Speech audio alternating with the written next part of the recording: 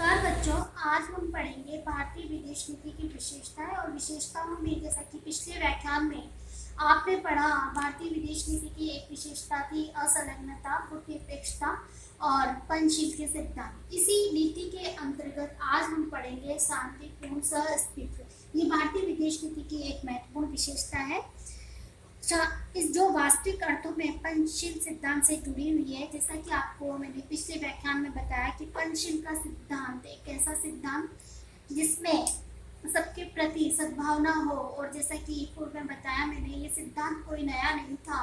ये सिद्धांत महात्मा बुद्ध के समय और महावीर स्वामी के समय भी अपनाया गया था। इसमें जो सिद्धांत थे उसको मैंने पिछले व्याख्यान में आपको स्पष्ट कर दिया है। आज हम लेते हैं शांतिपूर्ण सहअस्तित्व, जो वास्तविक अर्थों में पंचशील के सिद्धांत से जुड़ी हुई है। पंचशील के अंतर्गत पांचवा सिद्धांत ही शांतिपूर्ण सहअस्तित्व की नीति का प्रतिपादक है। ये विश्वव्यापी जियो और जीने दो का महामंत्र है। कोई भी प्रबुद्ध और निष्पक्ष व्यक्ति इस बात से इनकार नहीं कर सकता। शांतिपूर्ण सहअस्तित्व की नीति अंतर्राष्ट्रीय शांति की पक्षधर थी। आणविक हथियारों के इस युग में विश्व शांति की आवश्यकता सर्वप्रिय। हाल ही स्वतंत्र हुए अर्धविकसित और पिछड़े देशों के उत्थान के लिए शांतिपूर्ण वातावरण पहली आवश्यकता है। भारत की इस श्रेणी के देशों के अंतर्गत था। जिस समय भारत स्वतंत्र हुआ, इसकी आर्थिक स्थिति कमजोर और नाजुक थी। इसकी आर्थिक स्थिति यहाँ कमजोर और नाजुक, इसको मैंने पिछले व्याख्यान में बताया कि किस प्रकार अंग्रेजों ने धन निष्कासन करके हमारा यहाँ का जो धन था वो इंग्लैंड भेज दिया था, जिसके कारण हम आर्थिक रूप से कमजोर हो गए थे। संपूर्ण संसार में शांति का वातावरण उत्पन्न होना भारत की ऐतिहासिक आवश्यकता थी। इसके अभाव में भारत का पुनर्निर्माण और आर्थिक उत्थान असंभव प्रतीत हो रहा था। अतः भारत अपनी विदेश नीति के माध्यम से अपने हित में अंतर्राष्ट्रीय शांति का वातावरण बनाने के लिए प्रयासरत था। हथियारों के अंधी दौर और सैनिक गठबंधनों के दौर में विश्व शांति भंग होने की पूरी संभावना थी। जैसा कि आपने पहले पढ़ा कि जब भारत स्वतंत्र हुआ तो उस समय भारत के समक्ष एक समस्या थी, वो थी बेरोजगारी की, आर्थिक समस्या थी। और जो तीसरी समस्या वो ये उत्पन्न हो गई कि उस समय विश्व दो भागों में विभाजित था। एक की बागडोर अमेरिका के हाथ में थी और दूसरी में जो था वो सोवियत रूस था। और इन दोनों के बीच में पहले आपको विदित है कि प्रथम विश्व युद्ध हो चुका था, द्वितीय विश्व युद्ध हो चुका था। इसके बाद जो शुरुआत हुई थी वो थी कोल्ड वॉर, यानी शीत युद्ध। कौन सा युद्ध? शीत युद्ध। जैसा कि मैं पहले बता चुकी हूँ आपको कि ये एक विचारों का युद्ध है और ये युद्ध बिना अस्त्र शस्त्रों से लड़ा गया है, जिसमें वैचारिक मतभेद है, जिसके कारण ये अस्त्र शस्त्रों से लड़ा जाने वाले युद्धों से भी भयंकर है।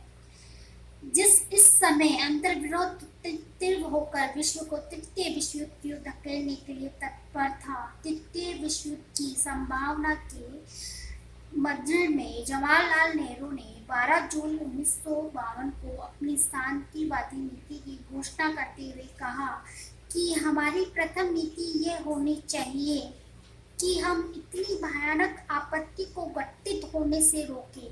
दूसरी नीति इससे बचने की नहीं चाहिए तथा तीसरी नीति ऐसी स्थिति उत्पन्न करने की होनी चाहिए कि यदि युद्ध छिड़ भी जाए तो हम उसे रोकने में समर्थ हो सके।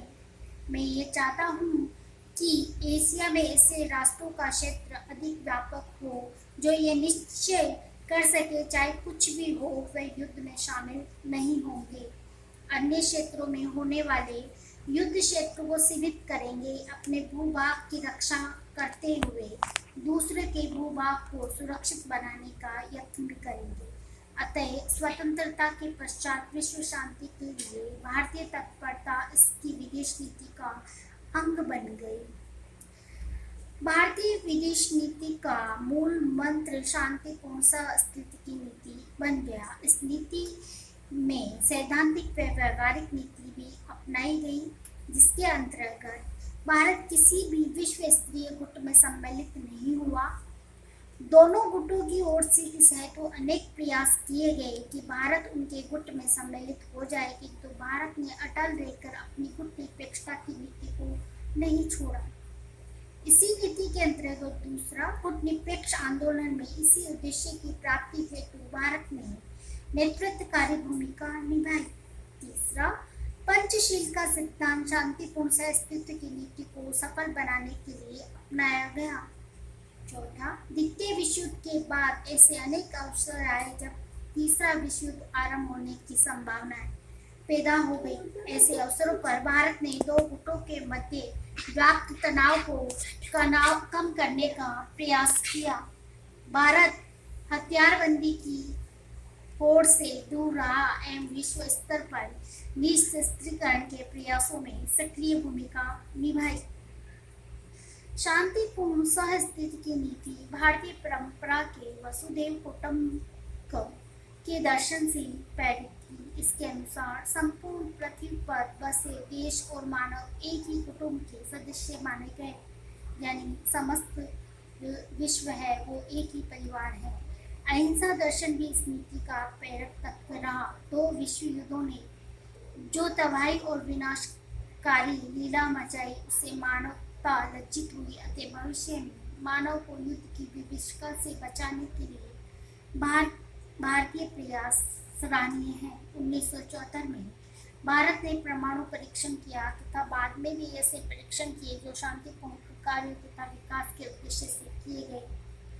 इनमें आत्मरक्षा वे तत्व भी सम्मिलित रहे। भारत ने जो भी परमाणु क्षेत्र में उपलब्धियां अर्जित की वे विकास की दृष्टि से महत्वपूर्ण रही। वैसे भी शक्ति अर्जित करने के पश्चात उसके प्रयोग को संयम बरतना अधिक कठिन होता है, किंतु भारत ने संयम दिखाकर उसको सबको आश्चर्यचकित कर दिया।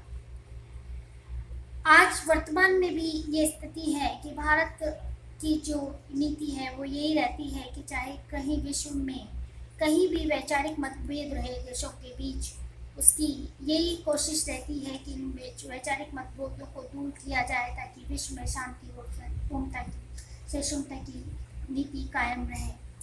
यहाँ पर जो शांतिपूर्ण सहअस्तित्व की नीति का समाप्त होती है और इसी भारतीय विदेश नीति की विशेषताओं में एक विशेषता है उपनिवेशवाद, साम्राज्यवाद तथा नस्लवाद का विरोध। जैसा कि मैंने आपको पहले भी बताया और आज मैं फिर स्पष्ट कर दूं आपको कि उपनिवेशवाद जो शब्द है वो शब्द यह है कि उपनिवेशवाद छोटे छोटे जो देश थे उन पर किसी बड़ी शक्ति का आधिपत्य था। तो भारत ये चाहता था हमेशा से ही कि इन छोटे छोटे देशों में जो ये बड़ी शक्ति के अधीन है, जिसके कारण ये प्रतंत्र है, ये स्वतंत्र हो जाए, जिसका उपनिवेशवाद का भारत शुरू से ही विरोधी रहा है। अंग्रेजी शासन के दौरान भारतीयों को अंग्रेजों द्वारा बरती गई प्रजातीय व नस्लवादी भेदभाव के गणित दौर से गुजरना पड़ा। अतः उपनिवेशवाद, साम्राज्यवाद एवं नस्लवाद के विरुद्ध भारतीय विदेश नीति का स्वाभाविक अंग बन गया। एशिया और अफ्रीका के देश साम्राज्यवाद और नस्लवाद से सदियों तक प्रताड़ित रहे। 50 के दशक में भारत ने Indonesia, Algeria, Tunisia, Morocco, Libya आदि देशों में चल रहे स्वतंत्र आंदोलन का समर्थन किया।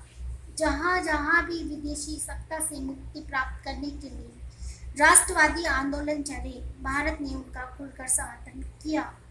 नक्सलवादी भेदभाव अंतर्राष्ट्रीय वातावरण को दूषित करता है, जिससे अंतर्राष्ट्रीय तनाव पैदा होते हैं जो युद्ध का रूप धारण कर लेते हैं। अतः साम्राज्यवाद, नस्लवाद का विरोध भारतीय विदेश नीति की एक उल्लेखनीय विशेषता बन गई। तो भारत सदा ही रंग भेद अथवा नस्लवादी की नीति का विरोधी रहा है। राष्ट्रपिता महात्मा गांधी ने दक्षिण अफ्रीका में व्याप्त प्रजाति विभेद के विरुद्ध आवाज उठाई। द्वितीय विश्व युद्ध तक संसार के अनेक देशों में नस्लवाद जैसी संकुचित व घृणित नीतियां अस्तित्वमान थी। गोरी और काली प्रजातियों के मध्य भयानक भेदभाव बना हुआ था। अमेरिका में निग्रो लोगों के साथ अत्याचार होते थे। दक्षिण अफ्रीका और ओडेसियो में गोरी चमड़ी वालों की सरकार वहां के काले व मूल निवासियों पर अत्याचार करती रही। भारत ने अंतर्राष्ट्रीय स्तर पर प्रजातीय भेदभाव का घोर विरोध किया। आज भी नस्लवाद के विरुद्ध भारत आवाज उठा रहा है।